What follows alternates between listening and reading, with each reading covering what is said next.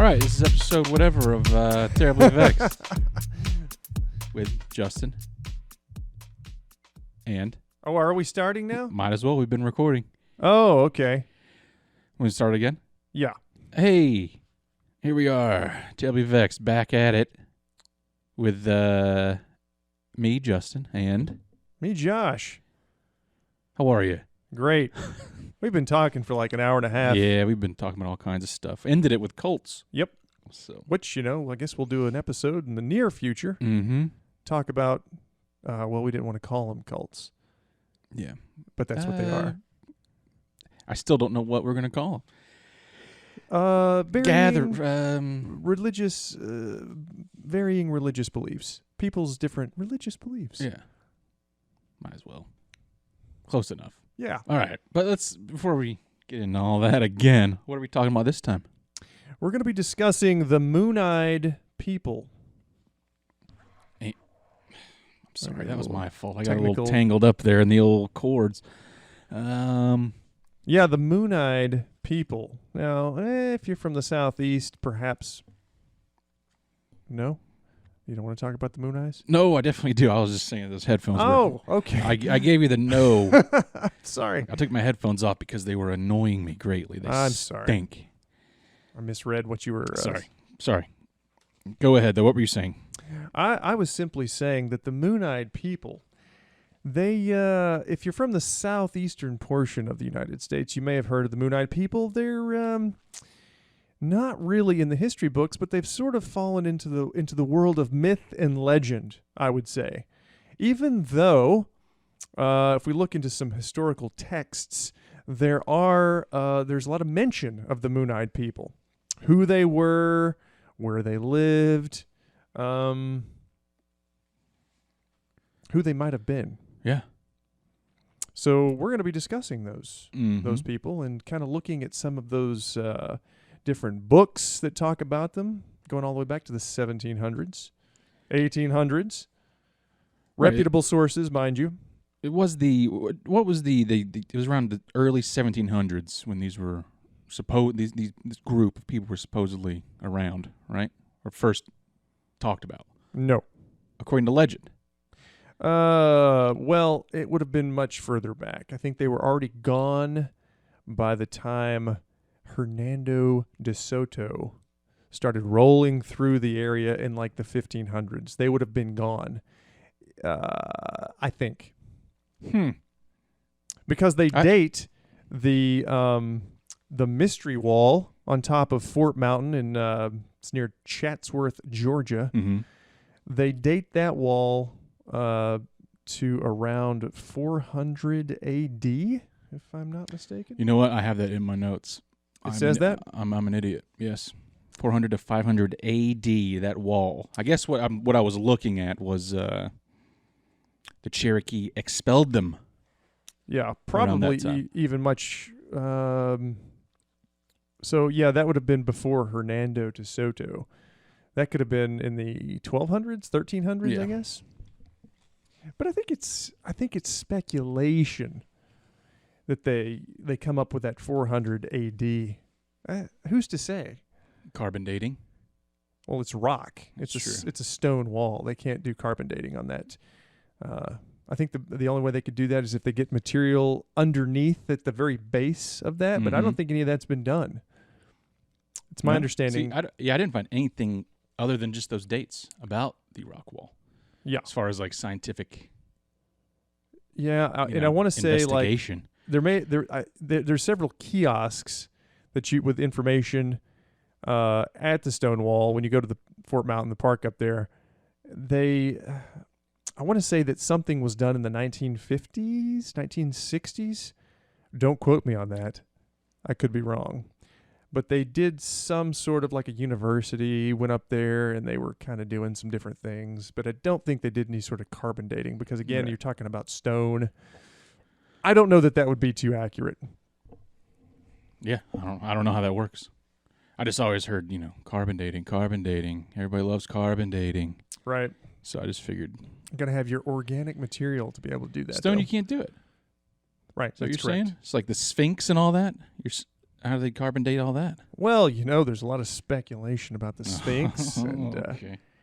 because you've got Robert Schoch's, water erosion theory, and of course there wouldn't have been any water there at the time. They say mainstream sources say that it was originally built. He says it's much older. Another guy by the name of Graham Hancock, he says Who's that it was that? I never heard of him. some guy. He's Yeah. written a couple of books, talks about this thing every once in a while. Ancient civilizations, Atlantis, I don't know. He says that it's possibly older too. Now, granted, he's not a scientist.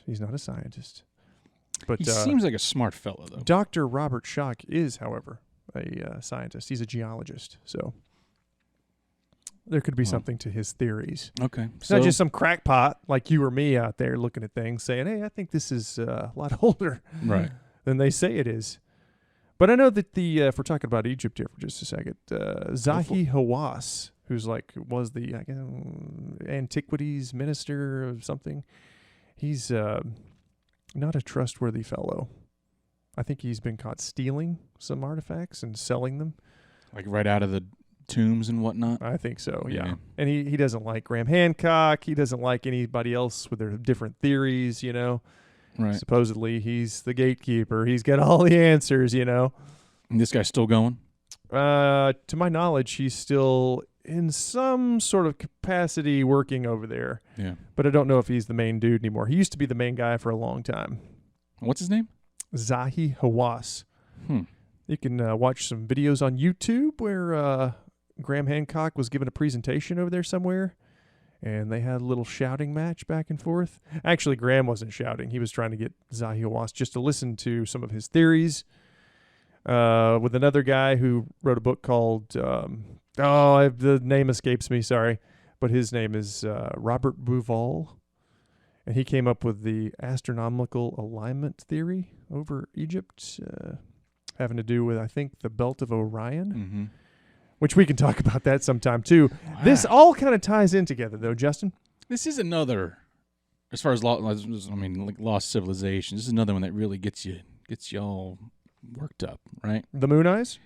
No, just lost civilizations, past Absolutely. civilizations. You're a Graham Hancock fan, absolutely, to say the least. Yes. Yeah, you met him.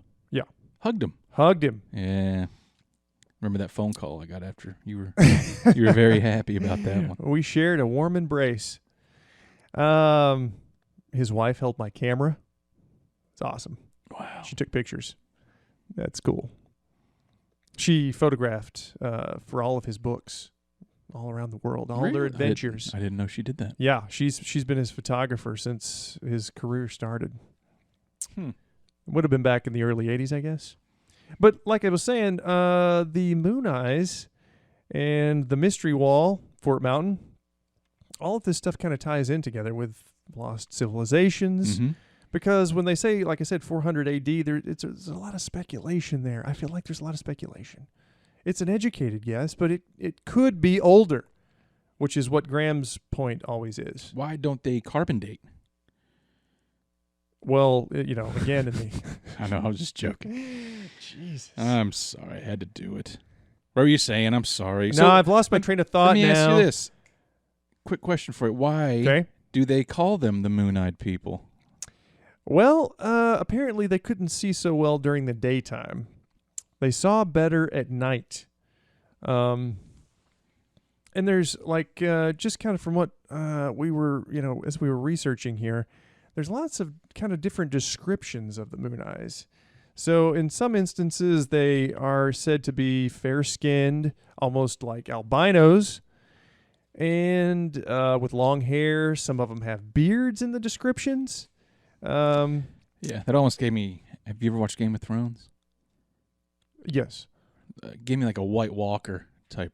They have the big blue eyes, right? Long white hair and beard. Yeah, so they describe them as having blue eyes. Yeah. Larger than normal eyes. Yeah, I've seen that a couple places. Too. Then I also heard not at all normal eyes, but yeah, blue. And I've seen like tall, and I've seen short. Mm-hmm.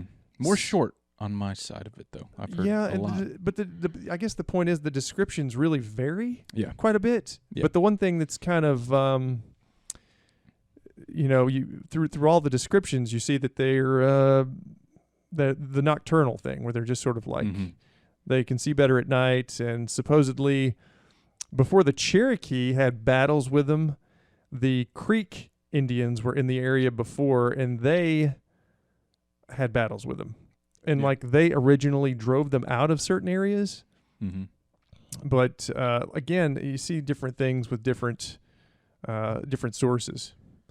Yeah. So anyway, it's lots of different descriptions there. Yeah, and the so their eyes were very sensitive to sunlight. I also heard that a full moon's light was even too much for them. Yeah, yeah. That time they wouldn't come out from their underground, from their caves or wherever they were from, Yeah, on and a like, full moon night. yeah, the Creek, when they did the battle, they actually used that against them. So Yeah. they attacked them during the day. And I've read that they actually drove them into the ground to I don't know if they had structures that they lived in above ground or if they drove them into caves from that point. Yeah, I heard it was a cave, and then they collapsed the cave somehow, Really? and then that the Moon-eyed people gone at that point. And then you go, they became reptilians, which we all know and love today. That's a whole nother thing. What's weird though, because the Creek supposedly had battles with them. The Creek were in the area before the Cherokee come in, and the Cherokee drive the Creek out, but then they also have battles with the Moon Eyes. So both peoples and again, the Moon Eyes were already here. Whoever they Right. they were already here. So that's kind of, we'll get into our some of the theories in just a minute as who they were. Yeah. Where they came from. I guess one of the more popular ones, if we could talk about it right now, is the Prince. I don't know if I'm pronouncing his name right. Madoc. Madoc is how it's spelled, Madoc, and I think it sounds cooler, but I've heard it's Madoc, Madoc. Yeah. Yeah. which it doesn't sound quite as alien. Doesn't have the zing. Yeah, so And so Dwight talked about him. a little bit. I think that's Dwight's theory as to who the Moon Eyes were. In the Dwight interview, which, by the way, if you haven't listened to it, go back and check that out. Episode number 4, I think. Yeah, I don't know. Because we did... It's up there. Sure. Anyway, so... He showed up right after Columbus showed up, right? no. Oh, I know. That was a joke. Oh, that was a joke, too? See, because I got that first fact way wrong, so I'm just going to be wrong the rest of the time and then just ask you to correct me. So, And with the Moon Eyes story, the Prince Madoc? let's just stick with Madoc. Everybody else says Madoc. Every name, it's like we're always Yeah. trying to, Madoc. He... his story kind of flows into myth and legend now as well, because it's really not in the history books, where they're sort of, want to attribute the first European, Mm-hmm. visitation to North America being from this guy. They say it's Christopher Columbus. Yeah. Which would have been about 400 and something years later. Yeah. He came in So- over at about 1170. Yeah. This guy, what was I going to say? He's Welsh. Welsh Prince. He was a Welsh prince. Supposedly. And, I don't know. Yeah. Also called Mad Dog. I've also heard that too. Really? Yeah, spelled that way. You're as making well. that shit up I now. swear to God. Believe this one was on, Wiki. Really? Madog. Mad Dog. Must have been a real wild man. Yeah. So, yeah, according to folklore, a Welsh prince who sailed to America in 1170 over 300 years before Christopher Columbus' voyage of 1492. Let's see, according to the story, he was the son of Owain Gwynedd, which I'm going to butcher these names. Yeah.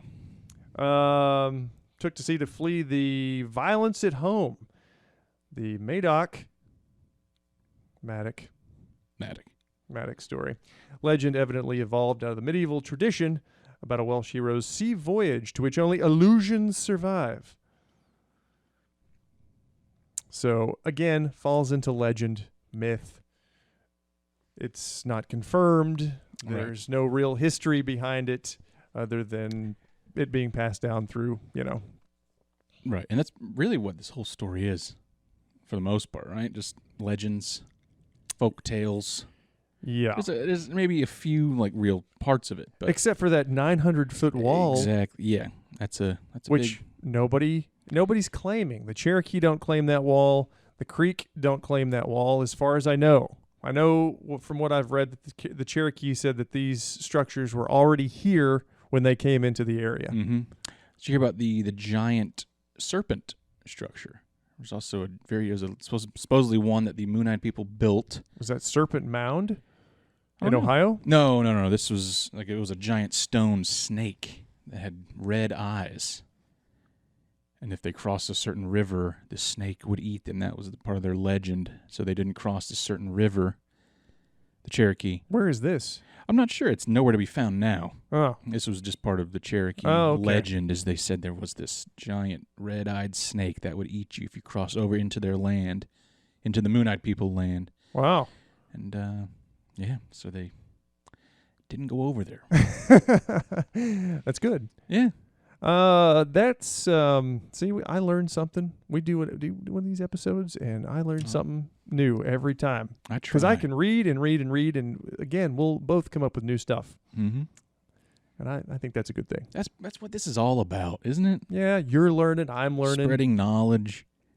We're all learning here.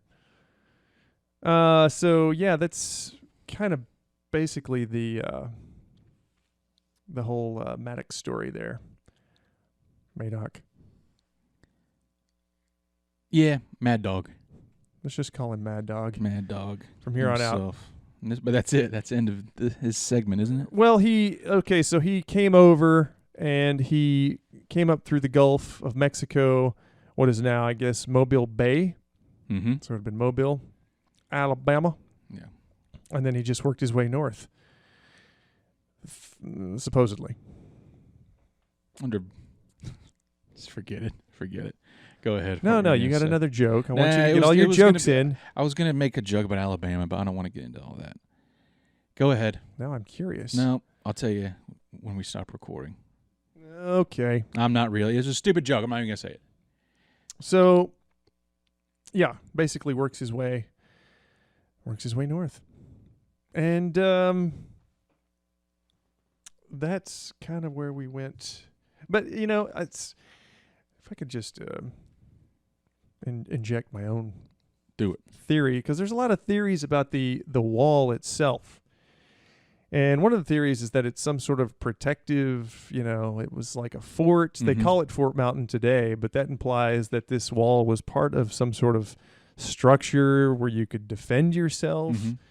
But it's only 855, 900 feet long. Yeah. And it's short. It's a very short wall, 3 to 6 feet tall, ranging in Yeah, you take it size, as now as all the stones and the rocks have kind of, just fallen over Yeah. and they're just kind of laying there, but it wouldn't have been very tall. No. So That's what I should have said. Yeah, and it sort of snakes around. Like I think you can find some sort of diagrams online, the way that it sort of snakes around, one side of the mountain, but it certainly doesn't. It's not going to protect you from anybody invading if that's your special little secret village area up there on top of this mountain. First off, they got to get up there to you, Right. and then they can just walk around Go it. right around it. Right. It's not tall enough. Yeah, or jump over it. So, but that theory is out there quite a bit, and I see that, pretty often on people's, websites and stuff where they're talking about it. They want to imply that it was some sort of protective. I don't see how that could have ever been the case. Yeah, I don't. And they don't even either. attribute it to DeSoto when he was coming through the area. Like he built it as some sort of protective wall. But again, he was kind of moving through the area pretty quick. Yeah. And it took a long while to construct that wall, even though it's only 900 feet, Mhm. it would have taken a while to build that. And again, it didn't serve any purpose in defense, I wouldn't think. Yeah, especially, I don't know. I also read something that there could have been perhaps a civil war between Moon-Eyed people cultures back then. Short people, short walls. Who knows? That's possible too. Yeah, I don't know. It's just It's all speculation. All this is, that's all it is. It's just ideas that people have. But that's what's so intriguing about it is there's all these different theories, but we do have the wall. So had there been no wall, and there would have just been like legend of the moon-eyed people, different native peoples would have had these different. I mean, there's all kinds of myth and legend, but there's no evidence of any of that. Whereas with this, there is some evidence. You see, left behind, right? And it's like we're jumping around here.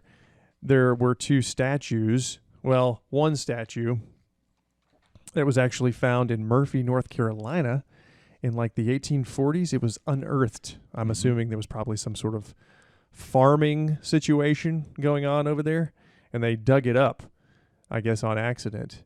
And you can actually see that statue, that little carving, in the museum over in Murphy, North Carolina today.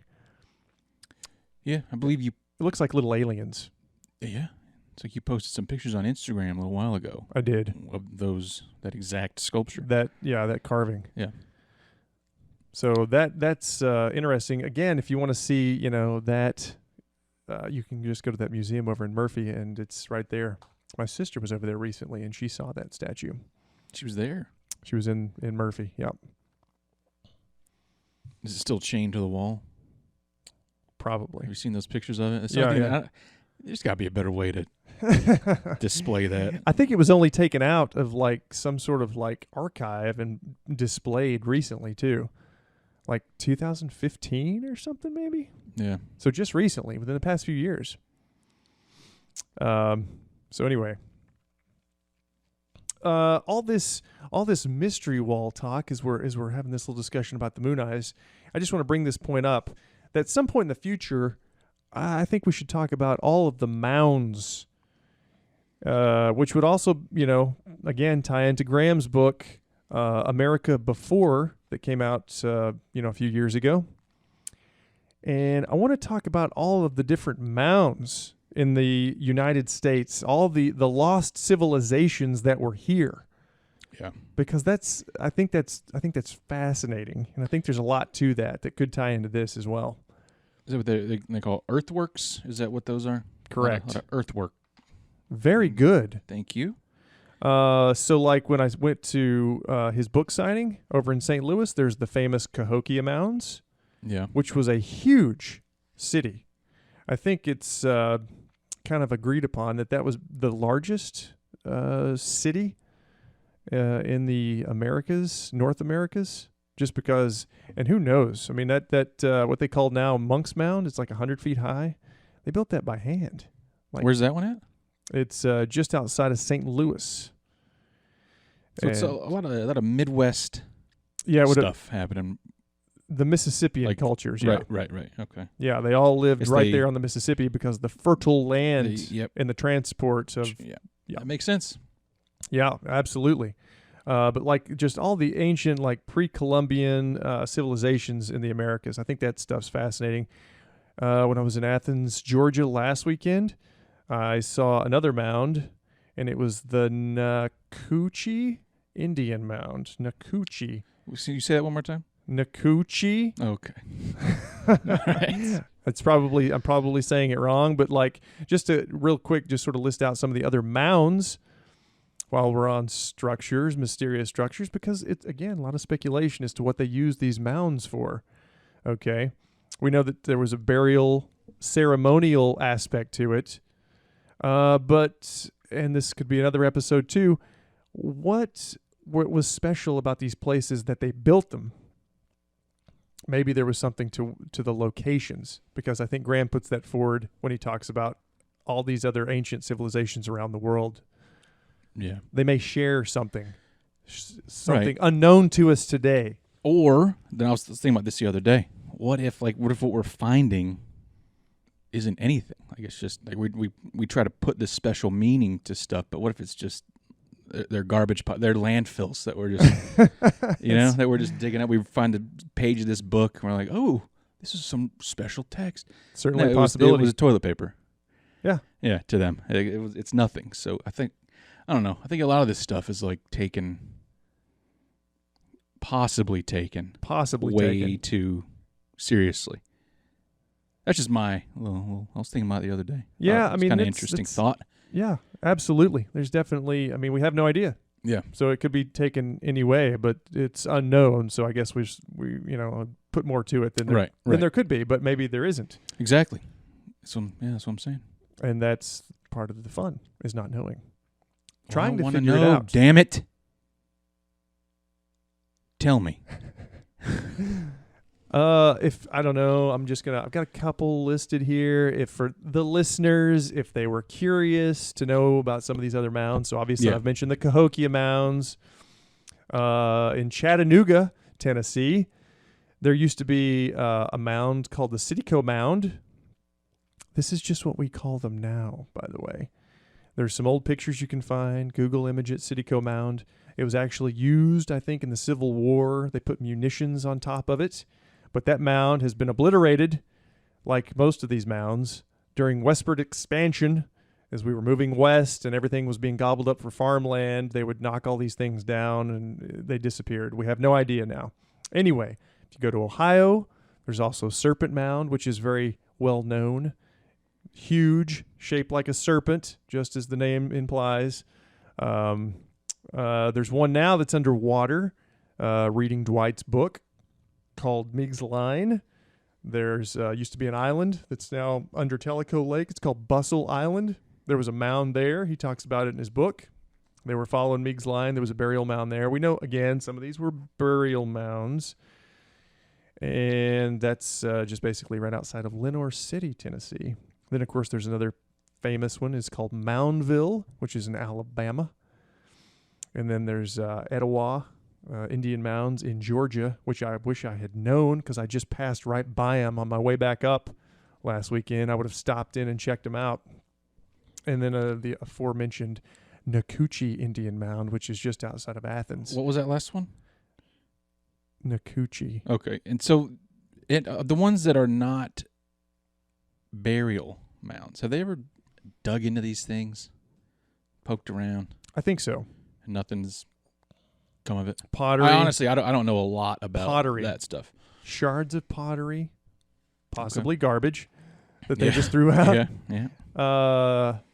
If you get the chance, I think they still do excavations at Cahokia, and I think you can actually volunteer. So and go up there, and they just will basically have a whole section that they're excavating at that time, and then you can go in and see if you can find stuff, because there's a museum there that I didn't get to go into because it was closed that day, and it had a lot of that stuff in it that they've dug up in those mounds. But I think that stuff's just absolutely fascinating. Yeah. And I would encourage people to read America Before, because he talks about Cahokia and a lot of other mounds and civilizations. Have you ever thought about volunteering yourself? Well, it's in St. Louis, and that's about 10 hours away. So. Oh, it's not just like a Pigeon Forge mining. You can just go up there and poke around a little. You gotta volunteer for weeks or something at a time. I think you have to pay too. Oh. I think you have to pay them to volunteer. And I was like, to hell with that. Yeah. I want to do that. Yeah. You pay me. I'm the one digging in the dirt here. Right? Yeah. You can go online, find what you're looking for. And if I found something, would I give it to him or keep it? Probably keep it. Yeah. That's cool. That's to find some cool shit. Yeah. Little keepsake. Like Andy Dufresne, just emptying your pockets out in the car on your way home. Yeah. I wouldn't keep it. I'm just joking. I would keep it. Yeah. Pockets full of that stuff. I mean, you've seen one, you've seen them all, really. Especially if you found potsherds. Is that what they're called? Yeah, but what if you found because they have statues, like little figurines and stuff. Yeah. You found one of those. I'm keeping that shit. Yeah. Absolutely. So then you start getting Skinwalker Ranch type stuff going on. Maybe. Like if there's, it's got a jinx on it. Yeah. A hex. Be terribly hexed. It's good. Thank you. Terribly hexed. Thank you. Oh, man. So, yeah. Definitely a connection there. Let's see. What was I thought I saw. Come on, man. I've been I know, that's here. what I'm saying. You got all the good facts. This is your this is what gets you rock hard. Talking about this kind of thing. I'm learning. Why don't we all as care? we My go question is, here. why don't we all care about it? Why don't you care about it? I don't not care about it. I just haven't looked in. It's like it's that classic thing of like, Ooh, what? we're gonna take a little field trip down there to the stone wall. I do want to do that. You want to see I it? definitely want to see that. I'll take a piece of that wall. I took a and I'll piece of get the it Shawshank carbonated. wall. I still have that. Did you? You know, when he's Where's that talking at? about the Robert Frost poem with the oak tree at the top of the hill. Yeah. It's in Ohio as well. It is. Yeah. Okay. That's what I thought. Up there near the Great Lakes. It's way north up there. Right. Andy Dufresne. It's a private you got- farm. Yeah. So you don't want to do that? You also. But I did do it. I ran out there and I grabbed a piece of that wall. Yeah. Where's it at now? It's hidden, tucked away. Okay. All right. All right. What was I going to say? Oh, you also, speaking of Shawshank and you meeting people, did you or did you not meet Bob Gunton? The warden. The warden? Yeah. No. You didn't? No. I swear to God, I thought you did. Nah, I wanted to. Remember, I think I sent Well, that we to you all they want to. Well, they had like an open house type situation with the prison, and they were going to do a meet and greet kind of a thing. And they have like a reunion thing every. I swear you told me it was at some church that somebody you knew that he went to. What am I thinking of? I have no idea. All right. I didn't meet him though, but they did have a meet and greet Yeah. up there. You know, Well, where you could go in, and they had signings. They had several of the actors from the movie. He wasn't the only one. The yeah. first year that they did it was like the 25 or something. And I think he was like one of the only people there. And then they've got other actors over the time. Yeah. And I would like to have gone up there because I've been to the prison too. So we're getting way off topic. Mr. Rock and Roll. But he was there. Could have been. Had to be. But no Tim Robbins. Yeah. I No wouldn't Morgan expect- Freeman. I wouldn't expect those two to be there. They're not going to be there. No. Well, okay. That was a good little side note. We're still in Ohio, though, technically. Right, where Serpent Mound is located. Yeah. But you know, something else that just because I'm going to go through the bullet points here, something else that Dwight mentioned in the interview when we were talking to him about the Moon Eyes. So Prince Madoc was Welsh, and in the Smokies you have a Welsh Ridge, and he theorized that it was just a slight change in the spelling. And he also showed us drawings or carvings Mm-hmm. that were done on rocks. And I think those rocks could be located. I don't want to give the location because he found them. I don't know exactly where they are. I just know they're somewhere in Fontana Lake. And he showed us the pictures of them, and he theorized that Welsh Ridge could actually be named from Welsh. Mhm. It's a slight change, perhaps, over the eons had been changed to Welsh from Welsh, Yeah. which he thought may have been also from the Prince Madoc story. Did you post those pictures too? When you posted the interview? Pictures? Yes, So they yes, okay. I did. So I they're up don't there. think we really got good pictures of the stones. That's what I mean. That's what I'm. Okay, No. I didn't. I remember you posted multiple pictures of the interview on there, but I wish we had actually been able to talk to him further about that. We didn't get real deep into what he thought the carvings meant, and I want to say that he had actually talked to somebody, like a professor, somebody that in the know, yeah, but that they were actually attributed to the Welsh or the English or ancient. yeah. Yeah. Yep. So again, we didn't go into that, but we did see the pictures that he took of them, and they're fascinating to look at. And Yeah. again, don't know who did them, why, what they mean, but for whatever reason, he seems to think that they're attributed to the to Europeans. So specifically the Brits, the Welsh. Just interesting that you do have a Welsh Ridge in the Smoky Mountains. Yeah, definitely. Are you going to get into? Do you have something you're going to right now? As far as another I theory, were you gonna? Don't. I thought this was kind of leading into the old Kuna people. Or is that too far ahead? I don't think so. I think you should definitely talk about Well, the Kuna people, because you actually know more about the Kunas than I do. Well, I really don't. It's just a race of people down in Panama that were also short, and they had a very high rate of albinism. Yeah, okay. And they said that they could have... Which is always, when we come back to the moon eyes, they're always being called, in a lot of cases, albinos. They were some sort of albinos. Yeah, and there was a guy who wrote a book. I had something. Was it Wafer? Of course, I don't have it right here. But he spent time with them down there in Panama, and he was saying that Lionel Wafer. Lionel, yes. And he said He was a Welsh explorer.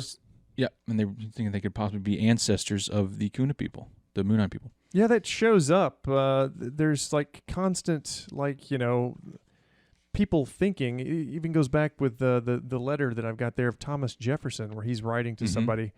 And this would have been Meriwether Lewis of Lewis and Clark. He kind of suggested that they should be on the lookout for them when they went west, is basically what was going on there. And who's this guy? Which guy? Thomas Jefferson? TJ. Yep. That's the one. Thomas Jefferson. Who was responsible for basically the whole Lewis and Clark expedition. He theorized there could be all kinds of crazy stuff going on out west that we didn't know about. Even, I think, not dinosaurs, but like woolly mammoths and stuff. He thought maybe those things still existed out there. So we just didn't know at that time. What a time to be alive. Those were, that could have Age been of real discovery. back then, Yep.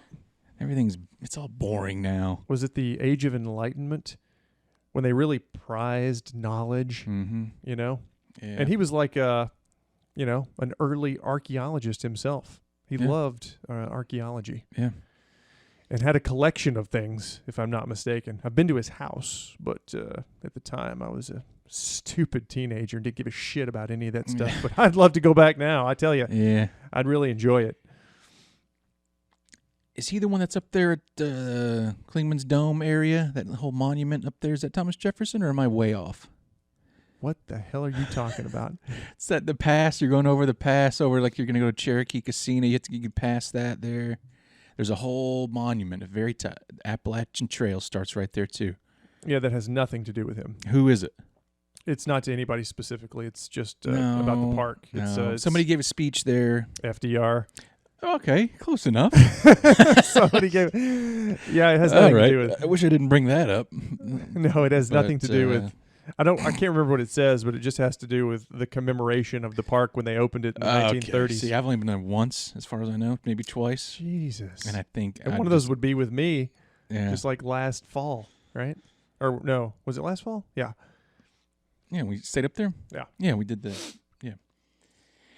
Well, all right. You thought that I think this episode's going to be record me making an ass out of myself. It could be. Yeah. Started off strong. Hey, where's that letter at? I'm just going to read a couple of bits from it, since I just happened to mention it. Yeah. But again, you see this all over the place where they're kind of talking about thinking that the Moon Eyes, may have been the Welsh people, and then at some point they kind of like the lost colony of Roanoke. Can I bring that one up now? It's a big one. It's a big one too. We should definitely do an episode, because I just finished a book on that one not too long ago. God, I gotta start reading more books about this stuff. Dude, I'm sucking them down, man. I love this shit so much. It gives my life meaning and purpose. And so the thing about that one is that the colony disappeared, and they probably just went off with a tribe that lived out there in the Outer Banks. They acclimated to their society, and then they interbred with them. And then they just eventually, because there were reports of Indians with blue eyes there as well, traits that would have been traditionally European, and they, just sort of absorbed them.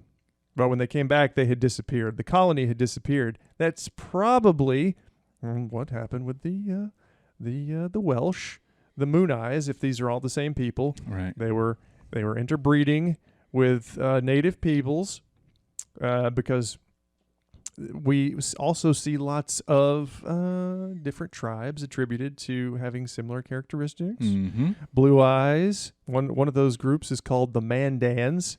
Did you see anything about the Mandans? No. I I mean, yes, but not enough to say anything but everybody's of got any help. yeah, everybody's got their own little theories, and there's lots of Yeah. different Native American tribes that they say may have been the Moon Eyes, but again, no fact, all speculation. Anyway, just real quick to get this letter out of the way. Yeah. This is the one from FDR2. No, there's no FDR. This was okay. many, many hundreds of years before FDR was alive. All right. This is Thomas Jefferson to Meriwether Lewis. This is the 22nd of January, 1804. I'm not going to read the whole letter, but just an excerpt from it, which is talking about these mysterious people. It said, I sent you some extracts made by myself from the journal of an agent of the Trading Company of St. Louis up the Missouri. I now enclose a translation of that journal in full for your information. In that of the 13th, I enclosed you the map of a Mr. Evans, a Welshman employed by the Spanish government for that purpose, but whose original object, I believe, had been to go in search of the Welsh Indians, said to be up the Missouri. So the letter's a little bit longer. You can find that online. Mm-hmm. It was originally an email. Right. Yeah. I think it was a text. No. It was just a long text, yeah. Yeah. Those ones that come through in like 8 different texts out of order. Yeah. Yeah. And they had to piece it together. Mm-hmm. Real pain. Pain in the ass, man. Shuffling papers. Sorry about that. Get a lot of them here. But so it's just fascinating. I bring up that letter right now, but there's also, as we go along here, I'll get into the books that we will list in the description of the podcast story notes. That's what they're called, right? I think so. Losing my train of thought here. Yeah. Show notes. Show notes. We'll put all the books in there for you, so you can go and find these books, because I think they're archived. A lot of them are archived, Mm-hmm. and you can find them yourselves and read all this information for yourself Read them. with your eyes. Wow. Okay. Or maybe you can find some audiobooks. There we go. I do audiobooks as well. Love audiobooks. I've got one going all the time. Do you have any more information about those Kuna people? No, I mean, that's really all that I It's just that saw. they had It's some weird just, traits, and they were... It's very similar in description to the Moonite people. That's weird because, Yeah. they were driven out. So where did they go, right? Right. All the stories, all the myths, all the legends say that they were driven out by the Cherokee and the Creek, and that they went west in some I heard instances. it was sorry to interrupt, the Creek began the driving out. Cherokee finished the job, right? Right. That's I think been so. Overall, yeah. Yeah, because the Creek were here first. Right. Right. There's a constant sort of a thing in history where one people are living here peacefully, and they're like, hey, this is a great place. And here comes another group of people, I mean, I've heard that once or twice in the Yeah. human race. Something, I don't know. It's it a thing. Sucks, but it happens occasionally. It's a thing. Yeah, there were 5 of the first civilized Indian tribes? Is that what they were? My people, Cherokee people. Cherokee was one of them. Choctaw, I don't know the rest. Creek, Chickasaw, Seminole. Got it. How do you know them? Learned it They're in your notes. for this. Not on this one. I'll be down. Yeah, that's just all in the head. So, yeah. We had already mentioned John Sevier, too, right? Not yet. We haven't? I Nope. thought you mentioned him earlier. I think we were just talking about it, but it wasn't on this. I'm just going to start going into that a little bit right now, if you don't mind. Yeah. Just kind of talking about the different people that where they're mentioned in different ways. So, like in 1810, John Sevier, the first governor of Tennessee, wrote to his friend Major Amos Stoddard about a conversation he had in 1782, like 30 years before, with the old Cherokee chief Akononosto. That's a tough one. That is a tough one. It just goes on and on. Yeah. I'm butchering it. What is it? Let's see. I have it written down right here. Looks like it is Akonostota. Akonostota. That sounds good. I like it. Yeah. concerning ancient fortifications built along the Alabama River, which I guess these are gone now. Okay, this is another example. Like Graham Hancock brings up in his book, these things were all wiped out, so all of that history is gone, right? We have no idea. The chief allegedly told him that the forts were built by white people called the Welsh. Okay, this is 1782 when this conversation happens, as protection against the ancestors of the Cherokee who eventually drove them from the region. Sevier had also written in 1799 of the alleged discovery of 6 skeletons in brass armor bearing the Welsh coat of arms. This is getting weird. And this ain't in your textbooks. I didn't see that one. This ain't in your history books. He claims that old Mad Dog and the Welsh were first in Alabama. The earliest recorded mention of them appears to be in Benjamin Smith Barton's 1797 book, which we'll get to in just a minute. Okay. New Views of the Origin of Tribes and Nations of America, citing the authority of Colonel Leonard Marbury. Barton wrote that the Cherokee tell us that when they first arrived in the country which they inhabit, this region, they found it possessed by certain moon-eyed people, their words, who could not see in the daytime. These wretches they expelled. End quote. Yeah. Fascinating. It really is. And that was 1797. Yeah, that was in his book, but Right. this conversation that he was having goes to 1782. Okay. And he Well, counts it in 1810. Okay. You said 1782 Yes. with Akanastota?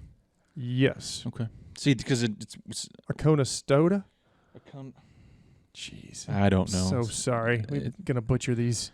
I mean, they're tough names. Yeah. Yeah. I just wish. See, I mean, you got that wrong. I got, Roosevelt and Jefferson mixed up a little bit. It happens. A few hundred years. Common mistakes Common. that people make. And Speaking of common mistake, you said it was 1782. In my research, it was 1783. No big deal. Go ahead. yeah, no big deal. I guess maybe this would be a good time then to just kind of go to his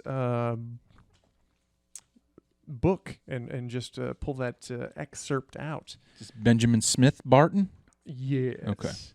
Okay, so this is from New Views of the Origins of Tribes and Nations of America. And this, some of the dates vary when I see that when they were published. This is 1798 is when that book, excuse me, I guess that's when the book, is that when the book came out or when it was published? Because there's the date included some of the titles. I'm sorry, I apologize. I can't 1797 or 1798. Close. It's all in the same time Yeah. period. Okay, so I'm just going to read a few of these because it's mentioned a couple of times. So the Cherokee are divided into the upper and or overhill Cherokee, the lower Cherokee. The former call themselves Chilake. Okay, and so I pulled these quotes directly from the book. They spelled things a little differently back 300 years ago. They do not pronounce the letter R at all. The latter call themselves, it says Cherokee or Cherokee. Yeah. You've seen that, I guess, in some of your notes. That's the quote from Leonard. The Cherokee, but it's spelled Cherokee. Yeah. And they used it from probably his book or somebody else's book that was, spelled that way or whatever. Yeah. It says the Cherokee tell us that when they arrived in the country which they inhabit, they found it, again, possessed by certain moon-eyed people who could not see in the daytime. These wretches they expelled. This curious, was communicated to me by Colonel Marbury, a very intelligent gentleman, who has put me, I should have changed these because they're the way that Is this going to be the beginning of the audiobook? It could be, Go ahead and start reading it.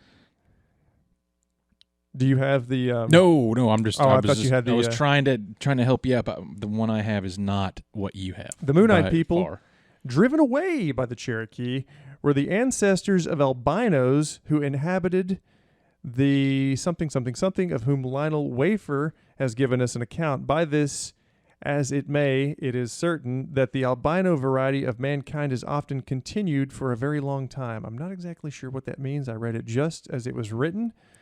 They wrote a different way back in those days. Yeah. And I was reading the direct quote from the book. You may want to go look that up yourself. Yeah. It's, sometimes you can get into trouble these days quoting without saying you're quoting. Right. With certain language and verbiage. There's going to be some quoting right now. Yeah. From various sources. Not my words, theirs. Yes. So anyway. From a little while ago. Yeah. A few years back. Yeah, so you did mention Which one? It was just that book. But another popular source, if you're talking about the moon eyes, is James Mooney and his book as well. And what's in that one? there's quite a bit of information. His is much more recent. He passed away in 1921, and the book was published in 1902, and it was called Myths of the Cherokee. And so I'm sorry. I have my whole list of books, but for the life of me, I can't find that one. Why is it not right there? Dude, there's so many. There's so many of these books that actually talk about them. Man. And if you remember, like 4 or 5 months ago, when I was talking about when I first started making that Google Doc on the moon eyes, this would ultimately be our notes for the show. Some of them, anyway. I found a book that was talking about giants too, which we'll no doubt do an episode about because that was fascinating. That's good All the stuff. different skulls and the links of the femurs that they were finding in these mounds. That's something you certainly don't see in the textbooks. Yeah, definitely not. In your public education. Then you also, I don't know, some of those are, pawned off as fakeries, hoaxes. Possibly. Which, I don't know. So, who knows? James Mooney, Myths of the Cherokee. Got it right here. Go. Well, I guess I could read a couple of quotes from it, couldn't I? There we go. Because I have a few. So you got Myths of the Cherokee, 1902, James Mooney. Real quick, just to give you, and I think I have it here. Yes. I did some good with my notes there last time. James Mooney was an American ethnographer who lived for several years with the Cherokee. He was known as the Indian Man. He conducted major studies of southeastern Indians as well as the tribes of the Great Plains.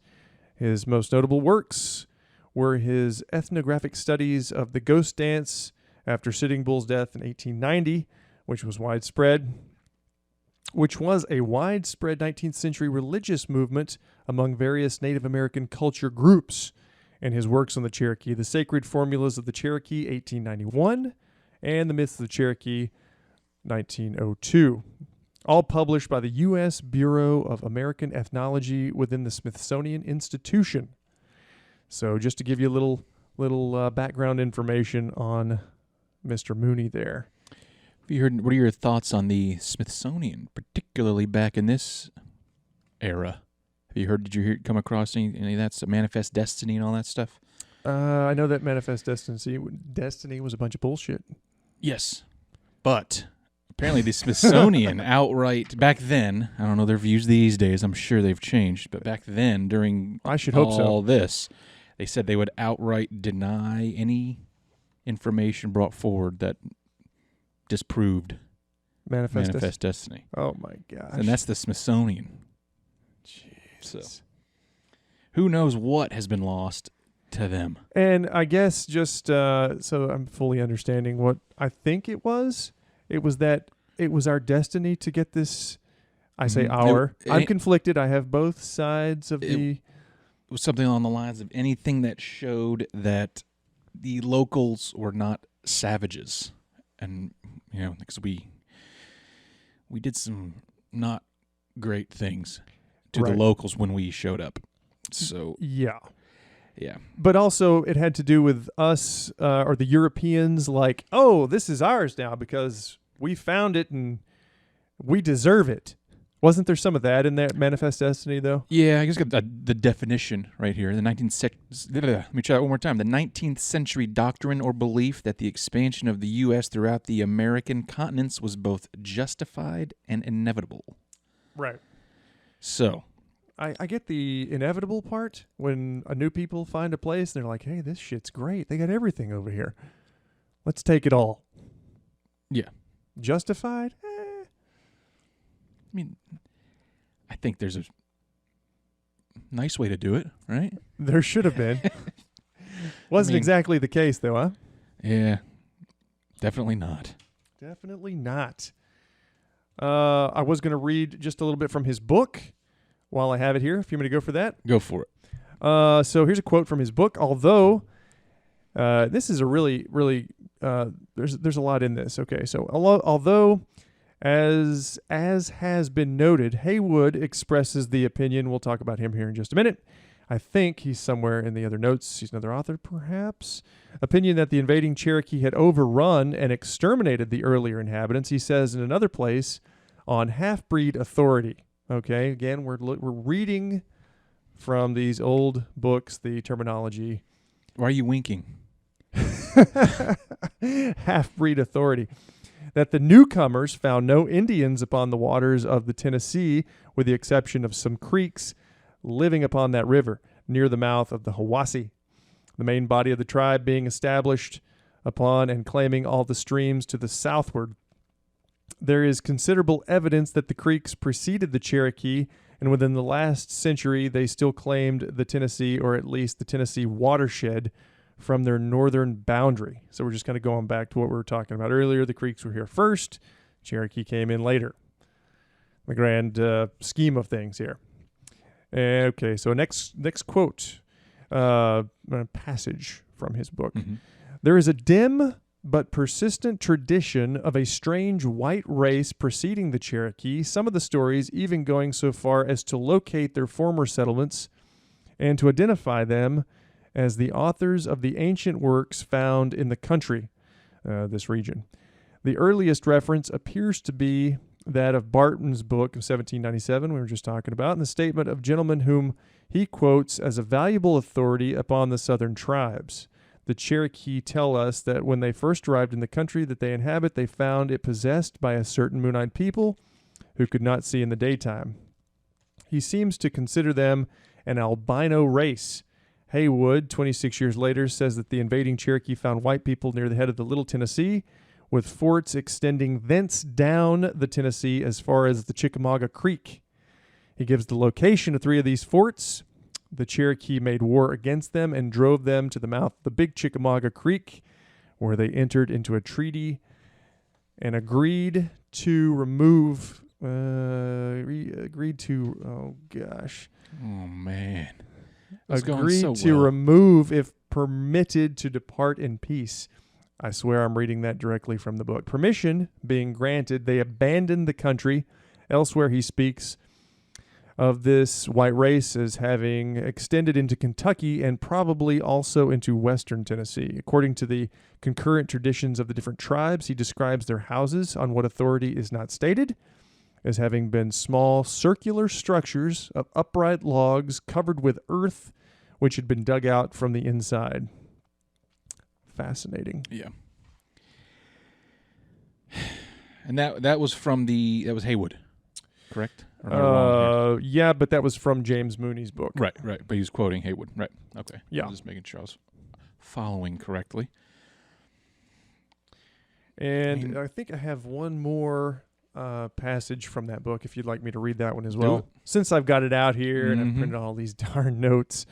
Harry Smith, a half-breed. There's that word again. Just come on, man. Not the nicest way to say it. Born about 1815, father of the late chief of the Eastern Cherokee, informed the author that when a boy, he had been told by an old woman a tradition of a race of very small people. There's the small part, so we've seen them described numerous ways. Small people, perfectly white, who once came and lived for some time on a site of the ancient mound on the northern side of the Hiwassee at the mouth of the Peachtree Creek. I don't know if it's still called that today. We know where the Hiwassee is. Yeah. A few miles above the present city of Murphy, North Carolina. They afterward removed to the west. Colonel Thomas, the white chief of the East Cherokee, born about the beginning of the century, had also heard of a tradition of another race of people who lived on Hiwassee, opposite the present Murphy, and warned the Cherokee that they must not attempt to cross over the south side of the river or the Great Leech in the water. would swallow them. Believe that is the Serpent? red-eyed snake monster. Same Serpent. story you were talking about earlier. Yes. The two stories are plainly the same, although told independently and many miles apart. So this is like confirmation There we go. in a way. So, yeah, apparently they had ruby eyes. I just saw that. I found my note on that. It had ruby eyes. So this that thing actually existed. they say, but it's odd that You can it's see not- why I the, don't know. the A lot of stuff's not around anymore. So. leech serpent, it still works. Mm-hmm. As far as like sort of confirmation and as to what was, Yeah. the similarities there. Let me ask you this: would you rather go via serpent or leech? Like a giant leech? Mm-hmm. And if you had to get got by one of those things, what do you think? Serpent would probably be quicker, That's what I'm thinking too. faster. Yeah. So Fair enough. Yeah. I'm glad we're on the same page there. yeah. All right. Sorry. I was hoping, I was going to spawn another conversation. It didn't, obviously. Me- Well, it can. Well, go. What are we talking about? I don't know. Just go ahead. Go ahead. Well, you go ahead. You got lots of notes over there. But you're going with these passages. You're doing so well. These are so interesting too. I'm learning now. Are you? It's like I'm listening to this podcast.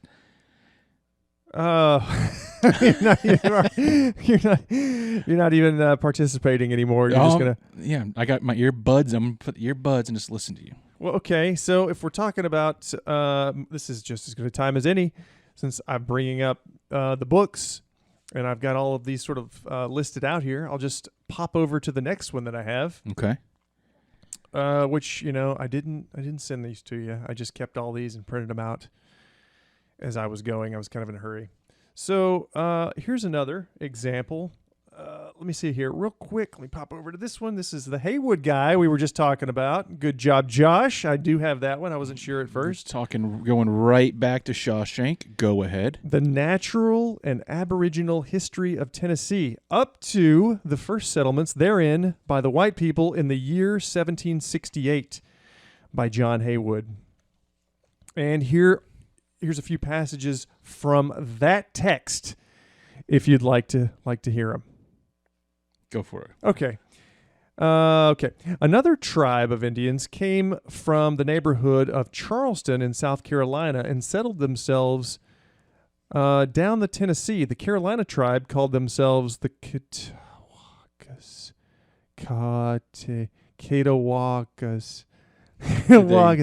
and came last into the country.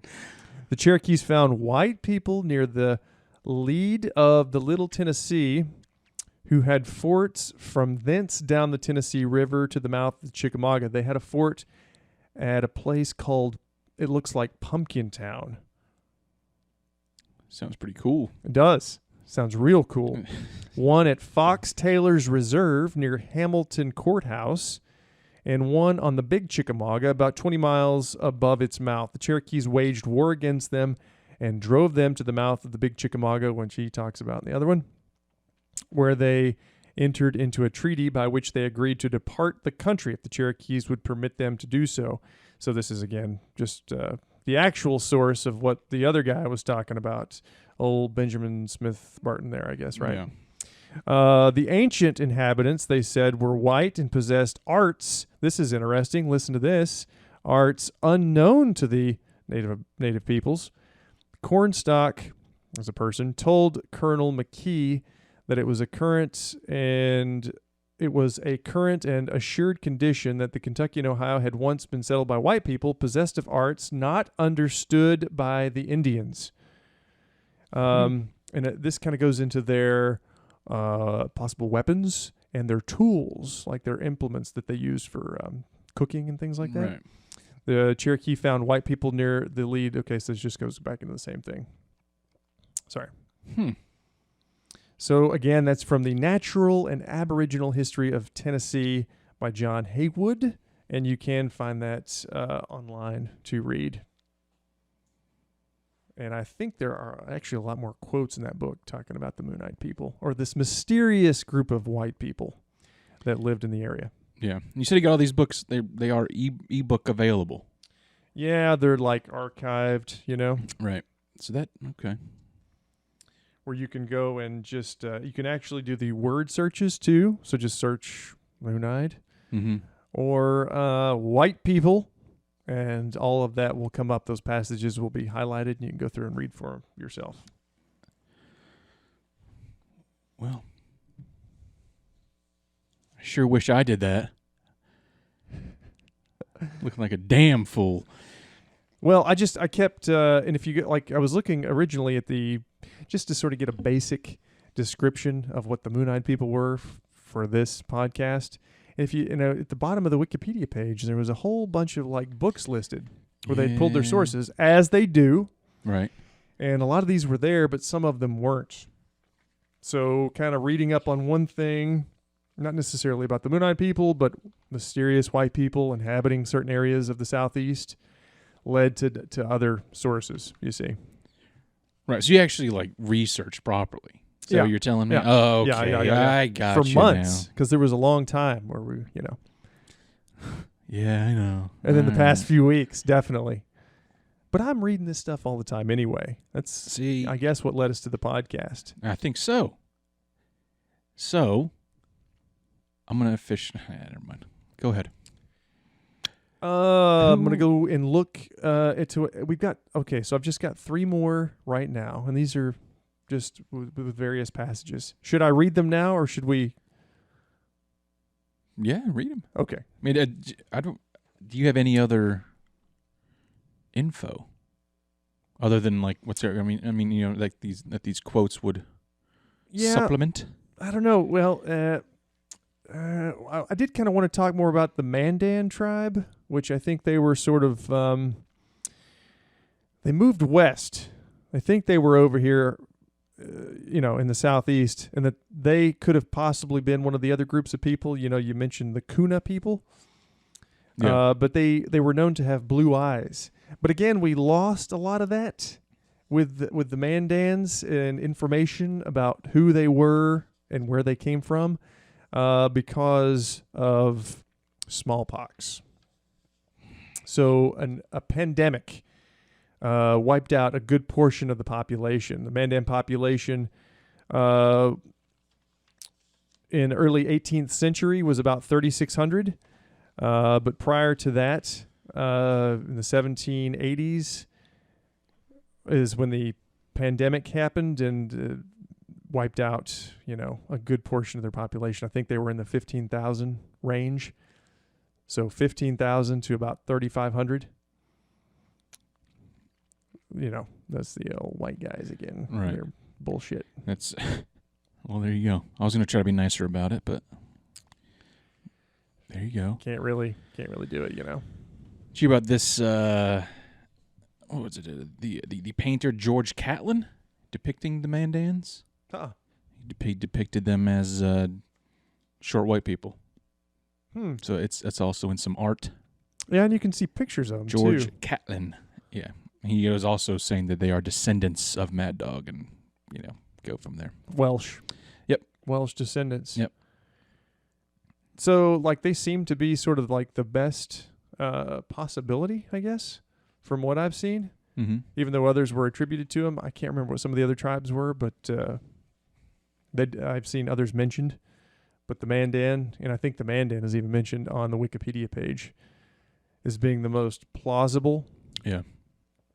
But when you see pictures of them, their character, their facial features, nothing really seems to be out of the ordinary as to what is described in other, talking about just the moon eyes specifically. Mm-hmm. They don't have pale skin, and of course, the photos are black and white. They don't really, you can't tell if they have blue eyes or not. Yeah. I assume they do, as they're described that way, but I don't know. Could be. You never know. You never know. So yeah. All right. So you got some more quotes going on there? Do you have any quotes concerning aliens? I don't think so. All right. I'll save that for Another awesome Justin's final thought. Yeah, I'm looking forward to that. Yeah, it's This gonna be episode. It's another- coming up soon, so Ugh. stay tuned. Sorry about that, by the way. Nah, don't be. You're fine. Not you, everybody that well, me too. may I had to listen to it as well. happened to be listening to this. That was embarrassing. It's okay. Gotta leave it in, though, you know? Yeah. Can't edit yourself. So, just real quick, a couple more of the books, if you're interested. Here's History of the United States Before the Revolution by Ezekiel Sanford. This is 1819. Again, we're just talking about all of these various sources, okay, that talk about these mysterious people that were in the area. In 1775, the Cherokees dwelt chiefly upon the headwaters of the Savannah, the Chattahoochee, the Alabama, the Tennessee, and the Cumberland rivers. They have a tradition that came from the west and exterminated a certain moon-eyed people. Their territory was about 140 miles broad from east to west and extended from 34th to the nearly 36th degree of north latitude. So this is kind of interesting. Gives a specific, sort of location as to where these people were located. And again, he really just sort of describes, the area here. They divided into the lower and upper. About the beginning of the last century, they had 64 populous towns and could command more than 6,000 warriors. 50 years afterwards, their towns were probably reduced to 30, for their warriors did not exceed 3,000. I'm not exactly sure who he's talking about there. I completely have no idea. That can't be the Moon Eyes or this mysterious group of albino Welsh people. Is he talking about the Cherokee? I don't know. Yeah, who knows? It seems like, because the Cherokee seem to be doing nothing but causing a ruckus. Especially back then. Just everybody. They were up everybody's ass for some reason. Well, they moved into the area. They said, hey, this is real nice. Let's take true. I guess you got a point there. So, yeah, that's... and one of the last books that I sent you was the Welsh Folk Tales by Peter Stevenson, 2017. And I will not go into that one, but it's basically just talking about the Prince Madoc, and I think Dwight even said Modoc. I've seen that too. He did say Modoc, didn't he? Yeah. So the Mad Dog story is in that book. And basically it's just a very short tale as they're talking about it. So if you're interested to see that. But again, all the dates are listed there, 1170. There's lots of wars going on, so they decided to hightail it out of there. And, hey, let's go find some place that's relaxing and calm, and we can just chill out, And they came here, supposedly. Yeah. And that's what happened. They chilled. Until they got their asses handed to them. Exactly.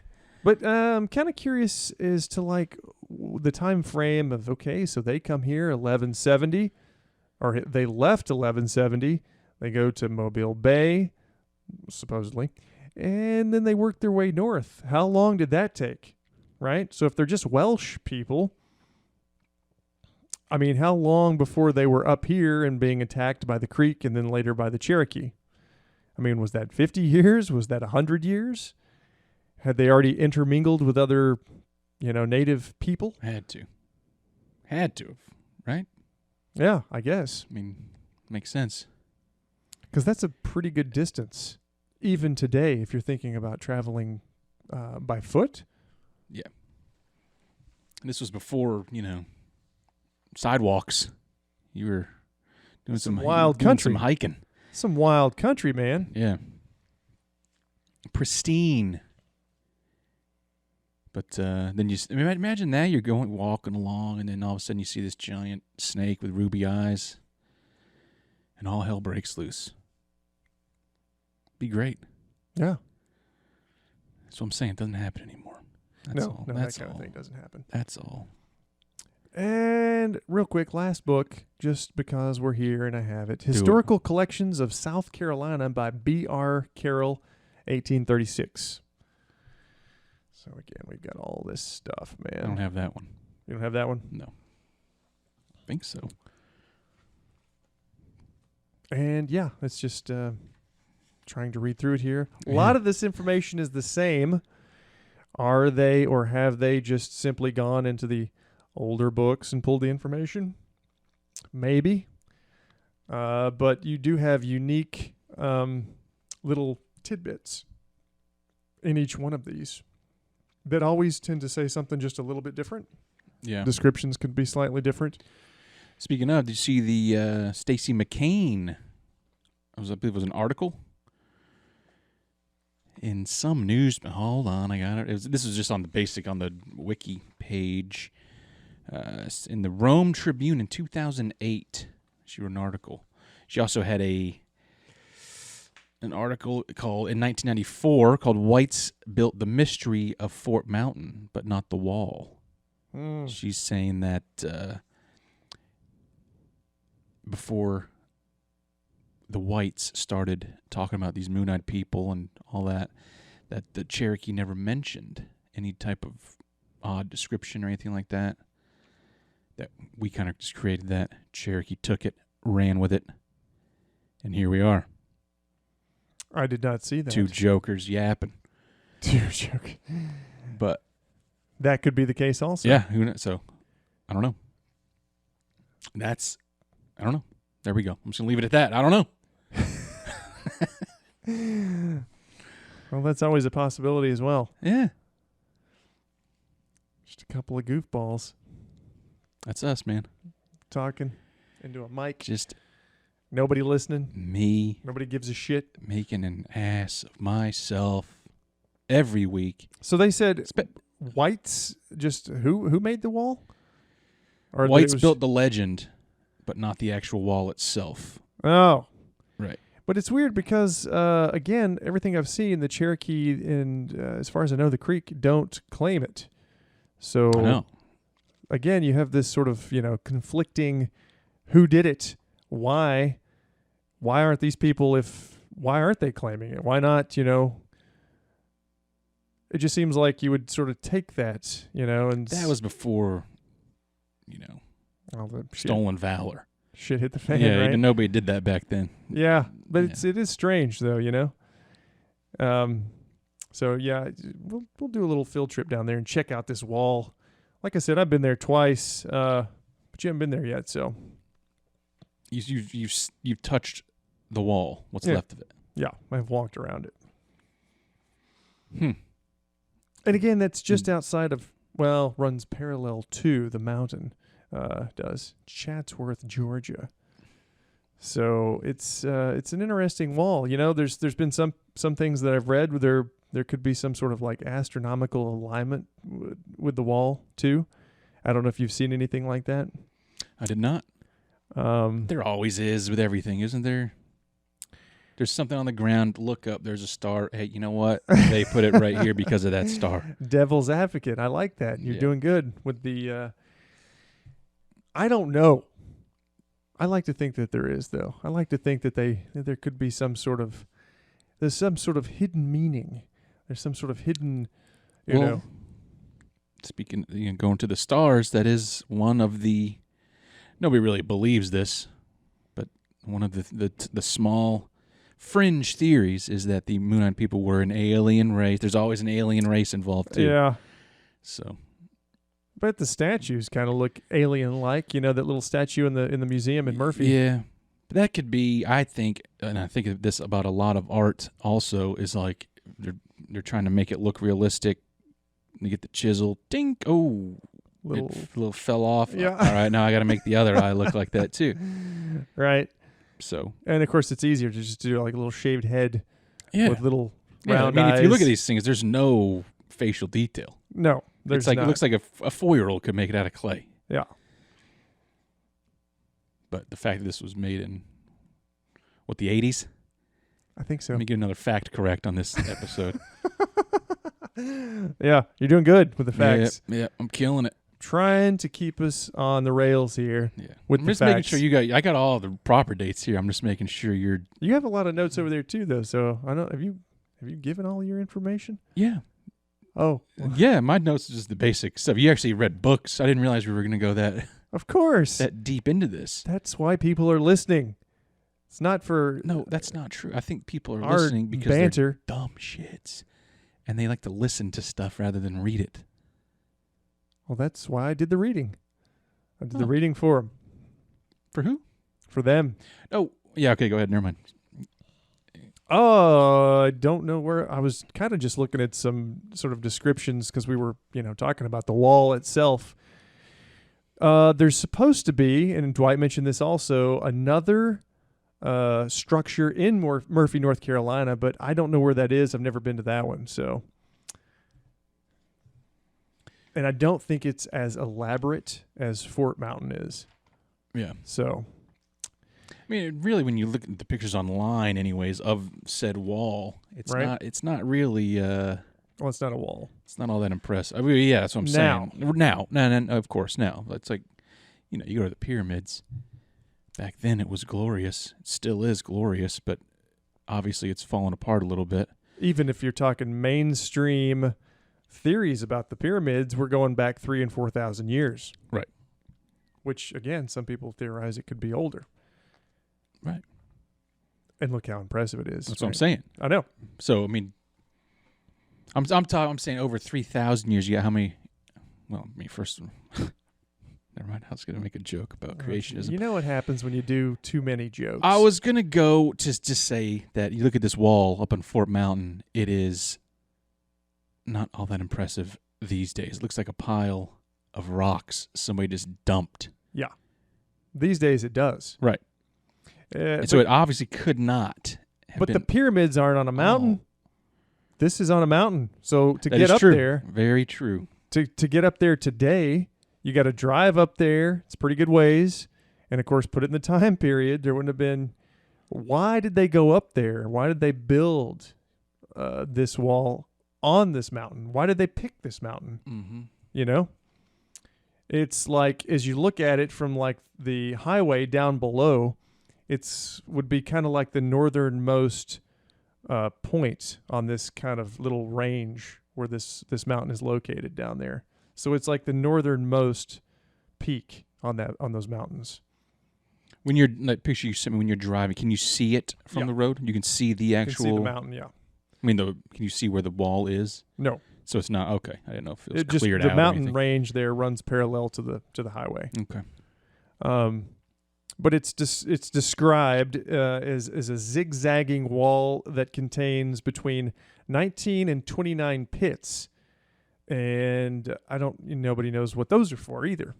So the wall, it was constructed out of local stones from the surrounding region around the summit.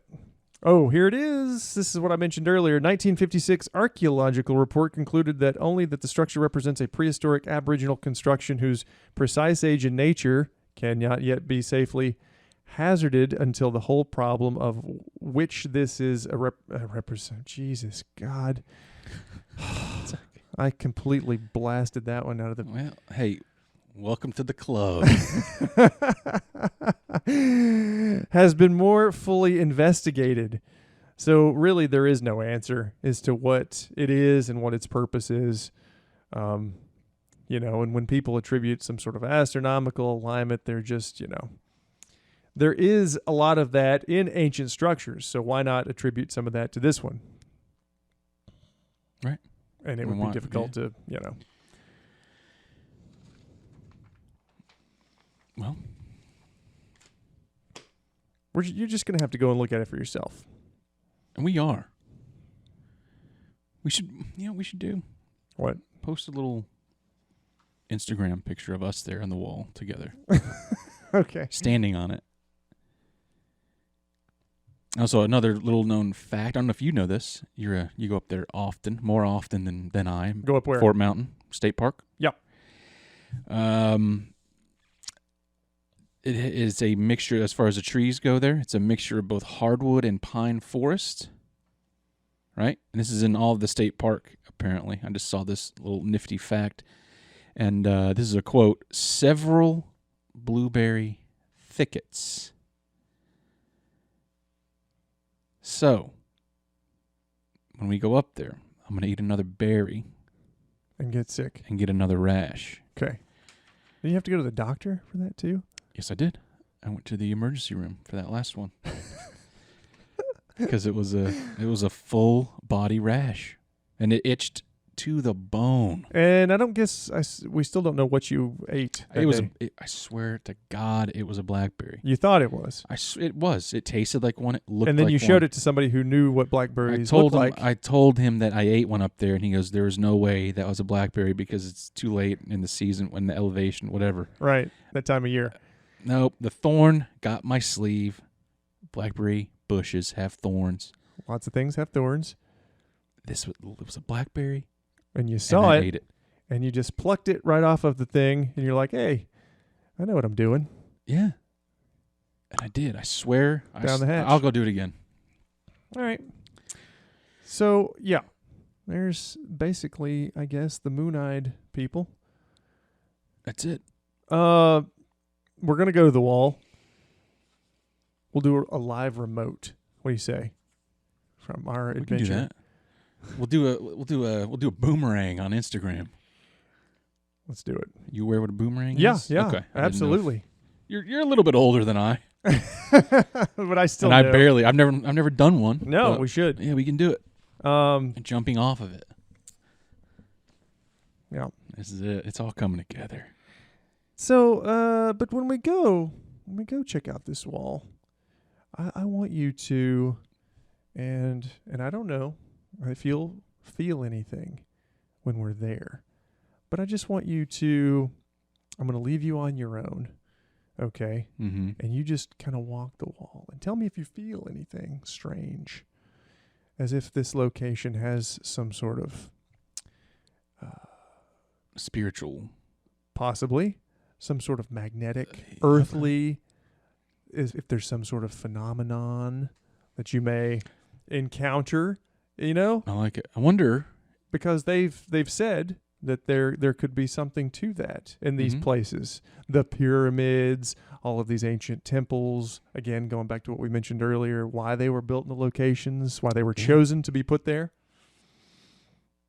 Yeah. So that's what I want you to think about and feel. See if you can feel something. I'm gonna try. I'm gonna go on Amazon and buy a carbon dater, and I'm gonna carbon date a rock.